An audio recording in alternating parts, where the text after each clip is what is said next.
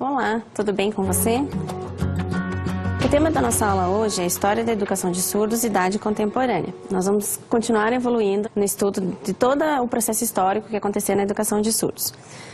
Na introdução da nossa aula, nós vamos assistir agora um trecho de um filme de Charlie Chaplin. Vamos acompanhar.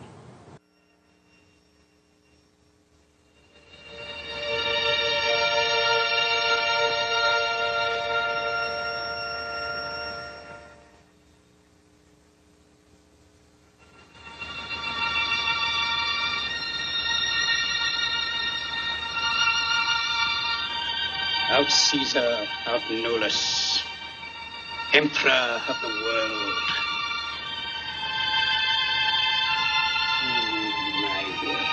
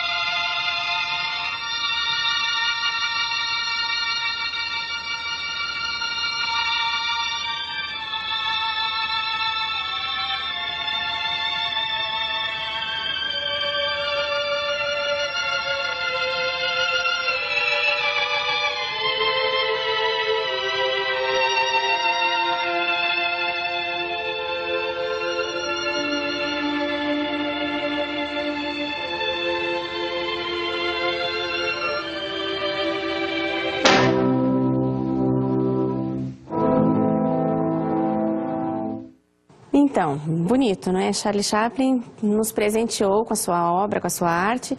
No finalzinho da aula nós vamos retomar todo o significado do que essa apresentação vai ter para você e o que ela vai englobar no sentido da nossa aula, ok? Então, no final da Idade Moderna, o que a gente podia observar que haviam dois métodos muito fortes na educação de surdos. Um método que foi adotado por Charles-Michel de Lespée, um francês, que foi conhecido como método francês e que utilizava a língua de sinais na educação de surdos. Então, ele foi um dos grandes pioneiros, né, na utilização da língua de sinais, foi a primeira pessoa que começou a trabalhar com grupos de surdos, né, e não com surdos individualmente. Então, essa foi a sua grande contribuição. E o outro método era o método oralista, também conhecido como método alemão, e que foi proposto, né, por Samuel Heineck. Ele ensinou vários surdos a falar. Então, essas duas metodologias vieram no decorrer de todo o processo e se fortaleceram muito em toda a Europa. Então, lá, na verdade, foi o grande centro da onde as questões assim, da educação de surdos, ela veio, vamos dizer assim, despontar para o mundo. Então, a partir da Europa, né, até essas datas aí, principalmente na Alemanha e na França, é onde nós podemos acompanhar, então, essa questão dos dois métodos. Eles entraram, como eu falei, em disputas. Então, começou a ver ali, assim, o que é melhor, o que é mais adequado, qual é o mais natural para o surdo, o que é mais conveniente para a sociedade.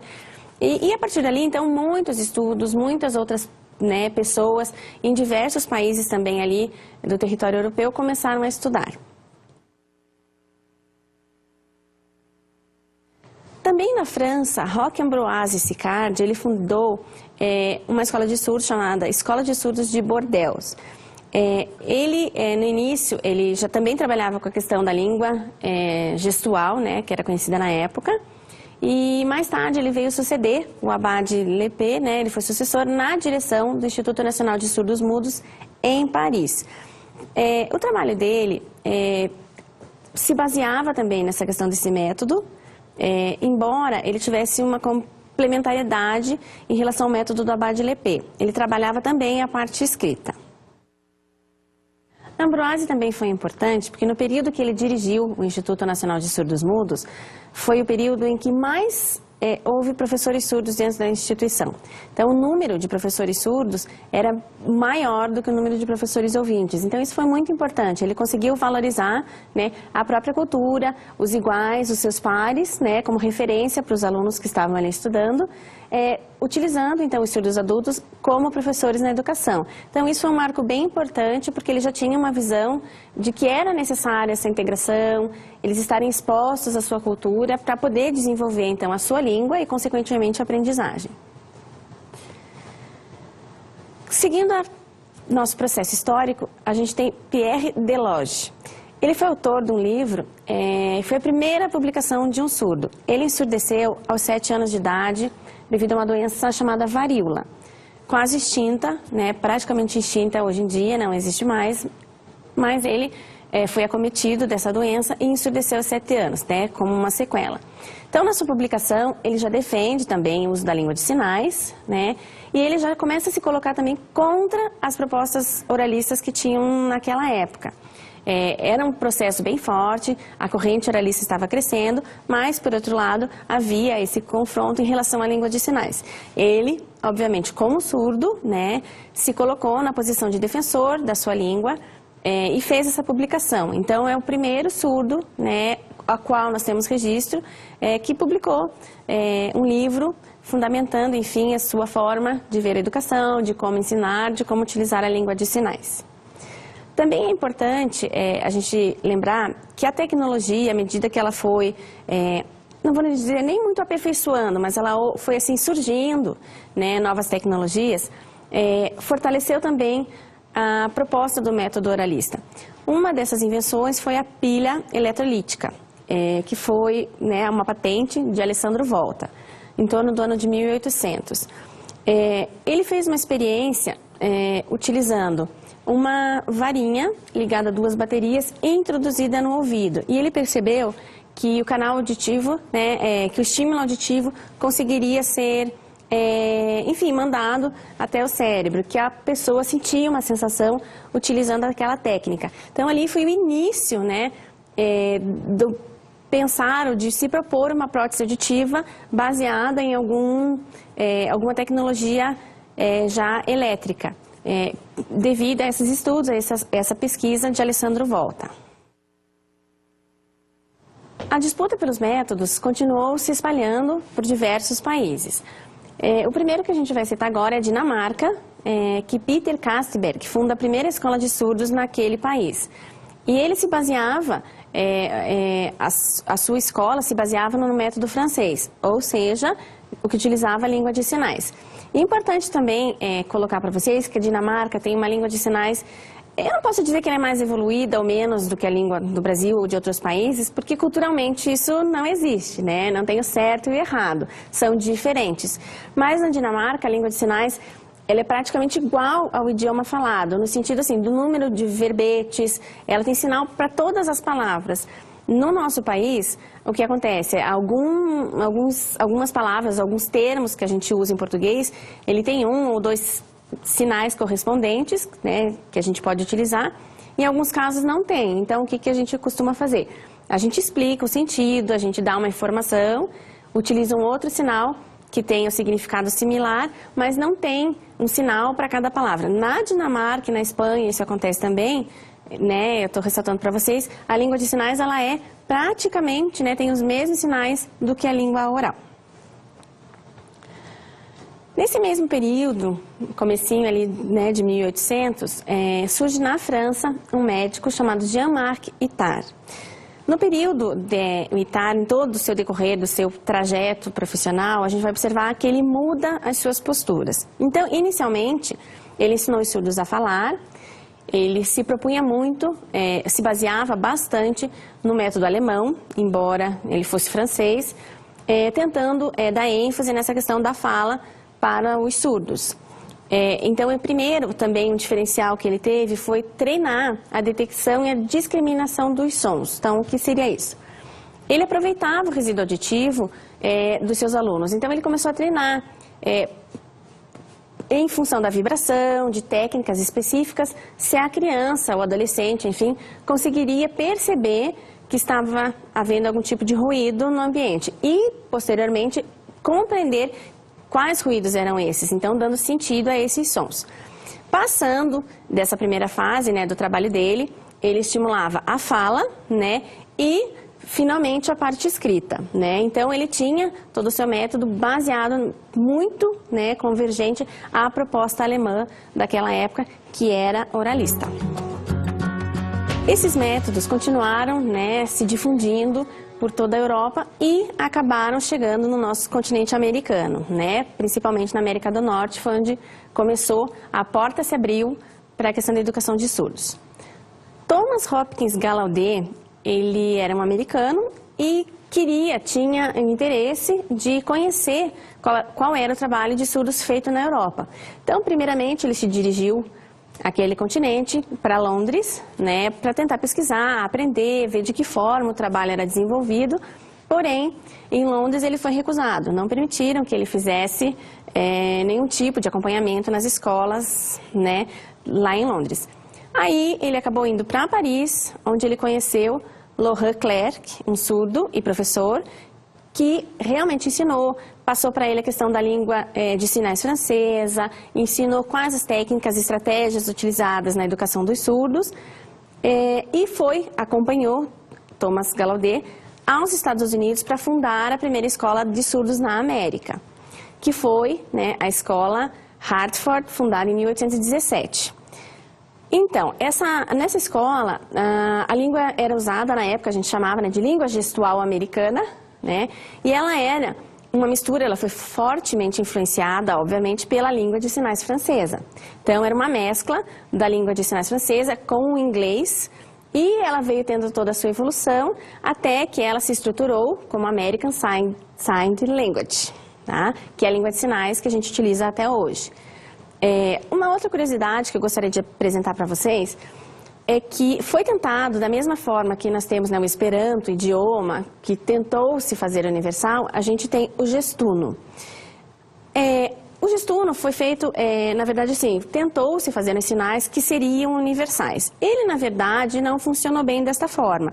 O que hoje é muito utilizado, assim como na língua oral, é o inglês. Então, em alguns congressos internacionais, onde a gente tem várias línguas de sinais, pode ter o intérprete de língua de sinais americana, que normalmente seria, vamos dizer, o intérprete master ali, porque muitas das pessoas dominam essa língua, que seria, vamos dizer assim, né, a tentativa de universalizar a língua de sinais, e depois os intérpretes de todos os países, enfim, para que pudesse haver essa comunicação.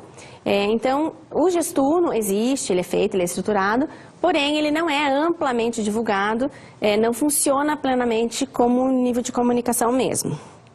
Ok? Nessa escola, fundada nos Estados Unidos, então a gente observa que eles começaram a usar então, o alfabeto manual, então seriam as letras já, ele não é exatamente igual ao nosso. A língua de sinais brasileira é fortemente influenciada também pela língua francesa, tá? Mas não são iguais, né? Elas se parecem em alguns aspectos, a língua de sinais francesa, americana e a língua brasileira. E também eles ensinavam o inglês escrito na formação dos seus alunos. Essa evolução a gente observa até hoje.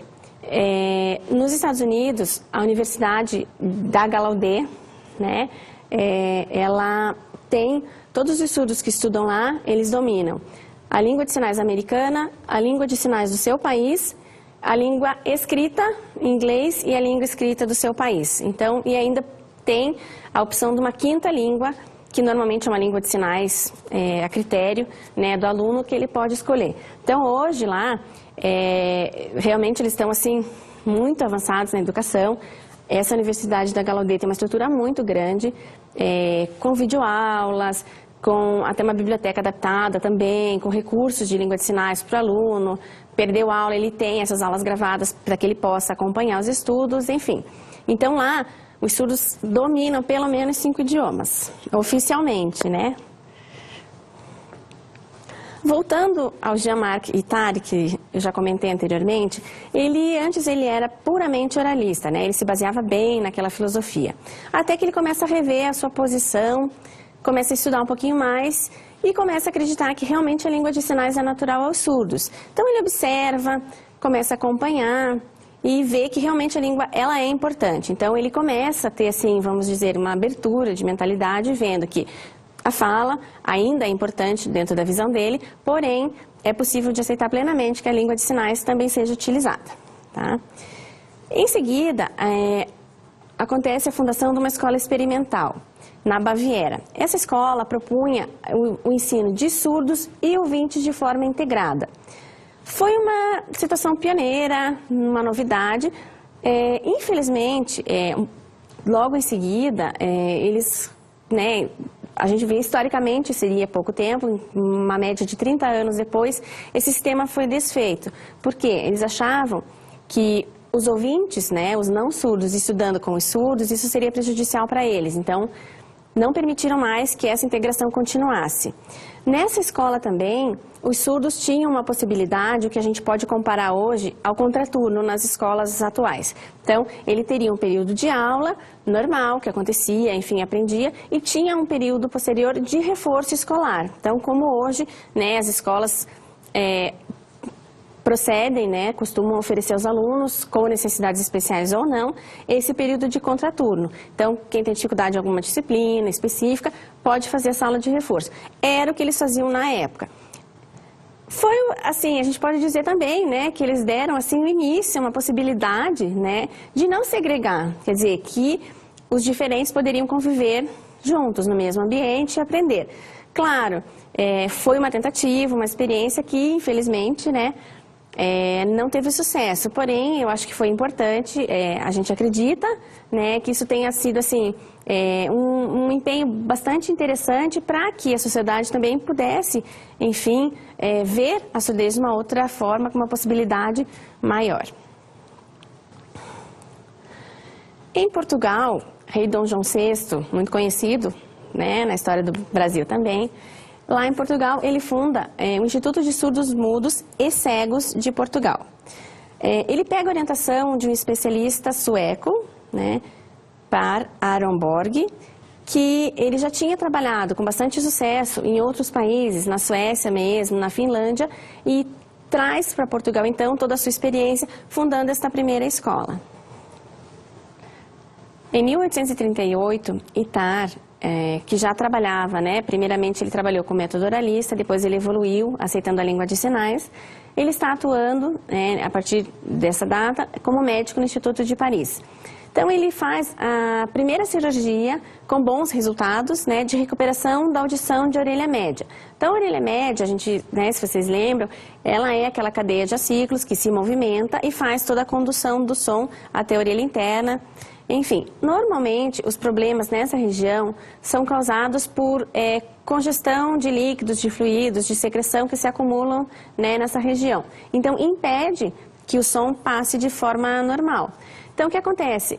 Hoje a gente tem, né, uma cirurgia, claro, né, a gente vai comparar, né, mais ou menos o que seria o carretel, então, que é colocado onde se drena os líquidos, enfim, a secreção que está provocando, né, esse entupimento, vamos dizer, ali na região, e permite que a audição seja recuperada. Claro que a gente tem que ressaltar que essa audição, ela é perfeitamente recuperável mesmo, por ser um problema, na verdade, assim, temporário, né, desde que, obviamente, tratado, né, que se isso ficar realmente por grandes períodos de tempo, pode prejudicar toda essa questão ali anatômica e fisiológica em relação aos ossos. Porém, né, e são também, na verdade, causa de surdez leve, moderada, ela não causa uma surdez profunda. Então, quando essa cirurgia é feita com bons resultados, a pessoa recupera a surdez normalmente. Em 1853, na Inglaterra, né, nós temos dois estudiosos que começam, enfim, a fazer um trabalho e fazem a publicação também de cirurgias do ouvido. Então, eles começam a estudar de forma mais específica e científica, né, toda essa parte da otologia, o que seria a medicina voltada, né, à audição. Então, é William White e Joseph Toynbee. Eles publicam, então, esse tratado sobre cirurgia do ouvido. Então, eles falam sobre as doenças que acometem o ouvido, de que forma elas podem ser prevenidas, de que forma podem ser tratadas também, e a questão da própria cirurgia. Então, aí, eles começam, a gente pode perceber que começa a ter, assim, característica de ciência mesmo, de teste, de comprovação, né, dessas técnicas médicas em função da recuperação da audição. Alexander Graham Bell, muito conhecido nosso também, porque ele fez o registro, né, da patente do telefone. Alexander Graham Bell, ele era casado com uma surda e a mãe dela também era surda. Então, ele desenvolveu uma boa parte, né, de um estudo em relação a essa área da surdez. Então, ele primeiro, né, ele fundou uma escola oralista, né, para professores em Boston no ano de 1872, nos Estados Unidos. Então, uma de suas defesas, né, de suas ideias, era a proibição, né, infelizmente, da atuação de professores surdos na sua instituição. Ele privilegiava apenas, né, os professores ouvintes que pudessem intervir na educação de surdos. Outra posição que ele tinha era não permitir o casamento entre surdos. Então, ele, como ouvinte, era casado com uma moça surda, mas ele, né, não admitia, né, dentro da sua perspectiva de época, que o casamento entre eles era adequado. E também a ideia base, né, do trabalho da escola era que todos os surdos deviam ser ensinados a falar. Então, isso era obrigatório, era uma exigência, né, do seu trabalho, do seu método.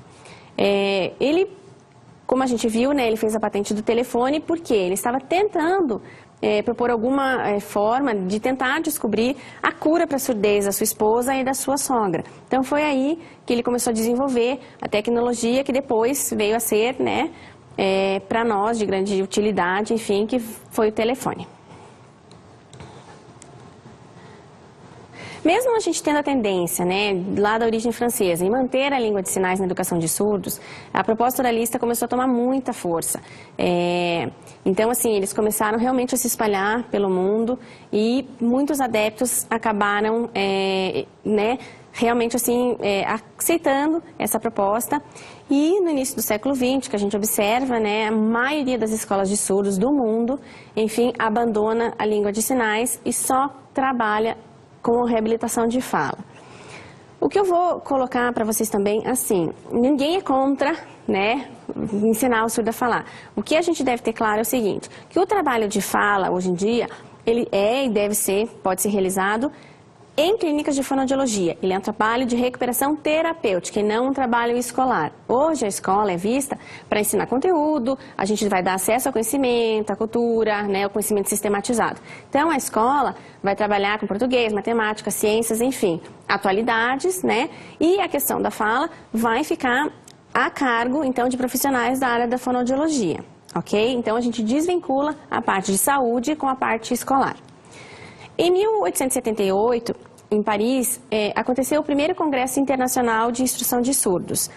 Foi uma tentativa de tentar ver as experiências que estavam sendo realizadas, né, o que os países traziam, enfim, de sucesso, né, ou de fracassos também nos seus métodos, no seu processo aí de escolarização dos alunos surdos, para que eles pudessem, enfim, ver de que forma isso seria encaminhado. Era uma troca de experiências, né? Então, alguns ainda defendiam, né, que a língua de sinais era importante, que ela era primordial, enquanto outros afirmavam que não, que, na verdade, a única forma de integração na sociedade seria por meio da fala. Congresso de Milão. Em 1880, aconteceu o segundo Congresso Internacional, né, sobre Educação e Instrução de Surdos, conhecido como Congresso de Milão. Esse congresso foi um marco realmente assim, muito triste na educação de surdos. Até hoje ele tem repercussão. A gente pode comparar quando a gente vê na história da humanidade, né, quando teve aquele problema na Idade Média, de Inquisição e tal, onde houve muito bloqueio, a gente compara o Congresso de Milão. Realmente ele teve muita força e naquele momento praticamente todos os surdos, aqueles que lutavam, os que defendiam a língua de sinais, foram colocados de lado. Ele foi organizado por uma maioria ouvinte, né, enfim, para se pensar e para propor políticas, enfim, de educação para os surdos. Neste congresso, a gente observa que 255 participantes, né, foram até Milão para proceder a essa conferência. Porém, apenas 3 eram surdos. Então, por aí vocês podem imaginar, né, a grande força que houve a corrente oralista em relação, né, à pressão que havia, né, sobre os surdos. A ideia desse congresso era realmente tornar lei todas as propostas, né, vinculadas à educação na modalidade oral, que seguiam a corrente oralista. Então, eles queriam que isso se tornasse uma lei, né, geral em todos os países para indicar, enfim, a questão da educação de surdos. Apenas a delegação dos Estados Unidos é que era contra essa proposta. Eles ainda defendiam que a língua de sinais era importante e que ela era necessária. Porém, né, com maioria avassaladora, né, eles perderam o direito de usar a língua de sinais. Então, a Alemanha, a Itália, a França, a Inglaterra, a Suécia, a Bélgica, todos esses países acabaram, né, prevalecendo a decisão tomada por eles de manter apenas a língua oral na instrução de surdos, na educação dos surdos. E, nesse momento, né, o grupo americano era liderado por Edouard Gallaudet, filho do Thomas Gallaudet, que foi para a França e que, né, fundou a primeira escola nos Estados Unidos. Então, ele já veio, assim, por herança do seu pai, também trabalhando na área da surdez e defendendo não somente os surdos, né, que estavam acompanhando ele nesse congresso, mas também defendendo a língua de sinais. As resoluções que foram aprovadas nesse congresso de Milão. Então, primeira delas, a exclusão total da língua de sinais no ensino de surdos. Ela foi abolida, tá? E essas resoluções são importantes também porque elas duraram praticamente um século. Então, a partir do momento que isso foi aprovado, isso ficou durante muito tempo, né, prevalecendo no decorrer da história e realmente aquilo foi seguido praticamente por 100 anos. Então, também, outra decisão é que, né, todos os surdos tinham direito à educação. Então, pelo menos, né, um avanço, enfim, de tentar trazer todos os surdos para a escola, que tivessem algum tipo de informação, de instrução e de formação acadêmica, né. Também propunham que a fala deveria ter preferência sobre os gestos. Porém, ter preferência, nesse caso, entenda-se obrigatoriamente a fala e não os gestos, tá? Foi um jeito sutil de dizer preferência, mas realmente ali qualquer tipo de expressão gestual, ela foi abolida. E aí, né, sugere-se então, define-se que o método oral puro, né, é o preferido e deve ser, enfim, trabalhado mundialmente na educação de surdos. Enfim, né, eles primeiro trabalhavam e depois eles propunham a parte escrita. Então, ela ficava, né, em segundo plano. Então, você vai ensinar a falar, você tem que compreender, se expressar por meio da voz e da expressão oral. A escrita seria feita em segundo plano a partir, né, do momento que o aluno tivesse, enfim, condições, segundo eles, né, de adquirir essa questão escrita. Uma coisa que eles decidiram também é que as publicações, que os professores, né, fizessem publicações e registros de todos os trabalhos, para que eles pudessem documentar. Então, a ideia é que com essa forma de comprovação, né, eles pudessem, enfim, fortalecer ainda mais o método. Então, registravam todos os encaminhamentos, o processo que acontecia no decorrer aí da educação, para que, enfim, isso posteriormente fosse publicado, né, e que todas as pessoas tivessem acesso a esse conhecimento. Enfatizando mais uma vez que a comunicação de surdos deveria ser por meio da fala. Em relação à estrutura das escolas, definiu-se que seriam turmas de no máximo 10 alunos. E também que haveria separação entre os alunos. Por exemplo, os que já tinham a língua de sinais adquirida anteriormente ficavam separados das crianças que não tinham. Por quê? Eles não queriam contaminar, né? A ideia deles era essa, que as crianças que não tinham a língua de sinais expostas a ela seriam contaminadas. Então, havia a educação em separado as crianças novas ingressas na escola, que apenas, né, ouviam sem comunicação nenhuma, então elas podiam aprender fielmente a questão do método oral. E os que já estavam influenciados pela língua de sinais, eles tentariam, enfim, evitar que eles utilizassem, enfatizariam a questão da fala, porém não deixariam que isso influenciasse os outros. Em 1900, ainda tentando manter a língua de sinais viva, o Edouard Gallaudet propõe que a fala fosse ensinada apenas àqueles que pudessem se beneficiar, ou seja, que tivesse uma predisposição, um resíduo auditivo melhor, para que dela pudessem, enfim, aproveitar. mas ele também foi rejeitado e se manteve, enfim, as indicações do Congresso de Milão. Em Viena, em 1901, Ferdinand Alt inventa a primeira prótese auditiva elétrica. Então, ele se baseou na invenção do telefone, né, de Alexander Graham Bell, e consegue fazer a primeira prótese elétrica para a estimulação da audição, né, enfim, dos que tinham a necessidade. Em 1951, em Roma, é fundada a Federação Mundial de Surdos. Então, foi assim, eles já tentam também, assim, manter, né, os surdos de forma unida, propor, enfim, as políticas próprias para os surdos. E essa federação, né, mundial envolvia, então, núcleos de todos os países também.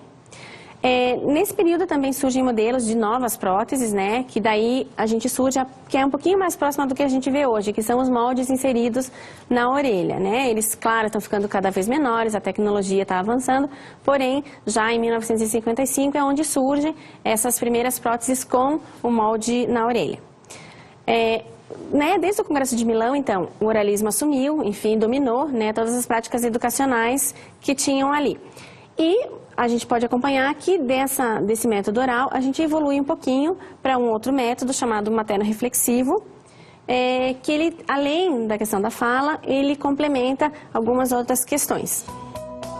O método materno-reflexivo é aplicado a crianças na fase de pré-linguagem com uma surdez do tipo profunda. Dá ênfase à conversação e a um processo dinâmico de levar a criança a descobrir por si própria as regras da linguagem, a utilizá-las e desenvolvê-las em ordem a pré-requisitos que o educador e o ambiente lhe proporcionam. Como vocês observaram, esse método, então ele propunha, a partir da interação, primeiramente entre mãe e filho. Então não era aquela coisa estruturada, vamos falar A, B, enfim, trabalhar, né, os fonemas, mas sim propunha que na interação entre mãe e filho, entre a família e a criança surda, pudesse haver essa comunicação nas situações sociais reais. Então ele evoluiu um pouco, porque deixou de ser aquela coisa super sistemática e, vamos dizer assim, né, rígida, para ter pelo menos um desenvolvimento em situações normais, de rotina diária desses alunos, mas favorecendo sim a comunicação oral. Posteriormente, a gente tem a contribuição de William Stockel. Ele desenvolve um conceito de querema. Então, hoje a gente tem, né, na língua oral, nós costumamos dizer os fonemas, B, P, né, B, P, que a gente utiliza na nossa fala. Então, ele usa como querema as estruturas mínimas da mão. Isso foi importante, porque ele começou a estudar, então, a gramática das línguas de sinais. Ele deu aí um salto, né, depois de todo o período obscuro que houve com o Congresso de Milão, voltando, enfim, a estudar de forma científica a língua de sinais. O que a gente observa é que o oralismo acabou, além, né, do apoio de William Stockel, entrando em declínio pelo insucesso. Porque o que acontecia? Os surdos acabavam não conseguindo uma inclusão e como a fala era colocada em primeiro plano, o que acontecia? Então as outras disciplinas do currículo ficavam de lado. Então matemática, geografia, ciências na escola eram esquecidas em prol apenas do idioma, né, a ser falado. Então acabou que os surdos começaram a ter uma involução, a gente pode dizer assim, um insucesso completo da sua escolaridade. Então começou a ver o declínio e daí surge então, né, novas propostas. Uma delas é a comunicação total, que foi idealizada por Roy Holcomb, e que baseava-se, né, na utilização da língua de sinais, alfabeto manual, leitura labial, fala, dependendo da possibilidade do aluno. Ou seja, tudo que você pudesse utilizar na educação de surdos era válida. Para exemplificar o que era a comunicação total, nós vamos ver um trecho do filme Filhos do Silêncio. My signing is rusty, so how many of you can read lips? No one? Okay, class dismissed.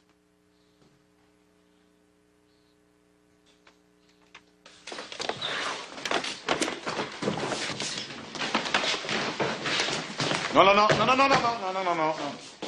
Just testing. Sit down. Lydia and Tony, good lip readers. Would you mind closing your notebook? Thank you. Now, give me one good reason why we should learn to speak. Tony. To pick up hearing girls. To pick up hearing girls. Okay, let's work on this. All right, now, you.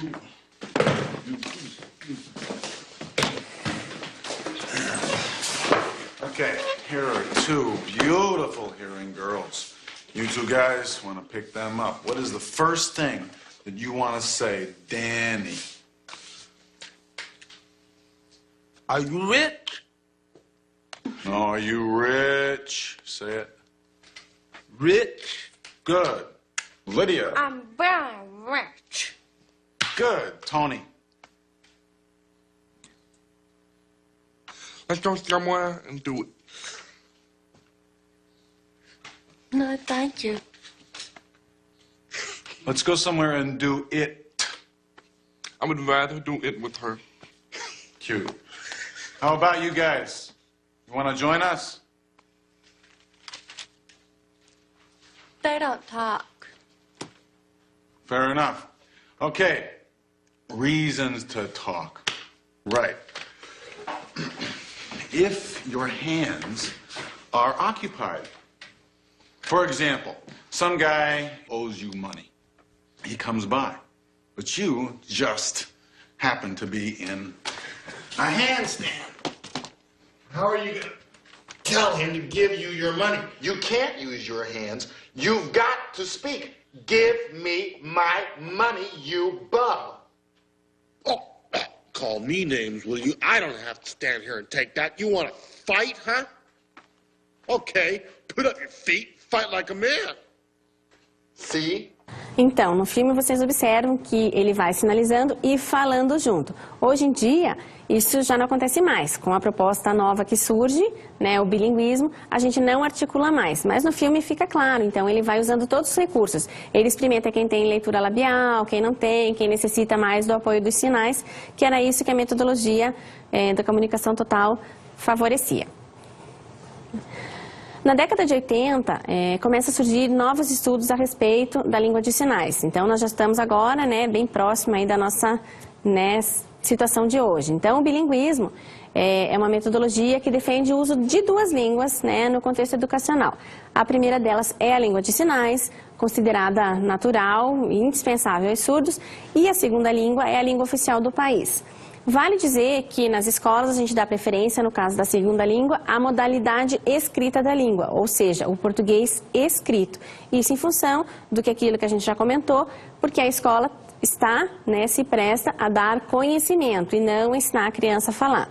Quem fala, né, quem ensina a falar é o pessoal da área da saúde. Então, o bilinguismo é o que hoje a gente tem de mais atual e vale dizer que essas línguas são usadas em situações diferenciadas. Então, os conceitos, essas informações importantes todas, né, da comunicação é feita pela língua de sinais. E a língua portuguesa seria mesmo como registro escrito, enfim, leitura e escrita, né, no ensino da educação de surdos. Agora, a gente vai fazer o fechamento. Vocês lembram, né, que Charlie Chaplin fez aquela apresentação no início. E a gente vai terminar agora com uma locução de uma frase muito importante dele para a gente continuar refletindo. O verdadeiro significado das coisas se encontra na capacidade de dizer as mesmas coisas com outras palavras. Então, essa frase complementa, né, o que a gente pôde observar do filme do Chaplin no começo da nossa aula. Existem várias formas de se comunicar e de se dizer alguma coisa. Ele foi um mestre em comunicar sem dizer uma palavra de forma oral, né? Ele veio desse cinema mudo com uma expressão maravilhosa que encantou o mundo com a sua arte. Então, como ele diz, tem diversas formas de se dizer, né? E de formas diferentes, que necessariamente não precisa ser dito apenas pela voz. Então, é aqui, né, o recado que eu deixo, a gente vai encerrar nossa aula pensando nisso, que a comunicação ela vai muito mais além do que simplesmente eu ser capaz de articular e dizer através da minha voz.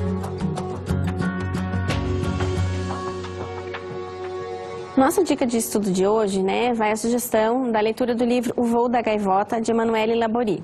Ela é surda e conta toda a trajetória, como foi a sua vida, o seu processo educacional, quando ela se descobriu como surda, como ela valorizou a sua surdez, que ela se reconheceu, enfim, como identidade, como uma pessoa de valor apenas diferente dos outros. Então, vale a pena, tenho certeza que vocês vão se emocionar, porque ela tem depoimentos maravilhosos no decorrer do livro. Bons estudos!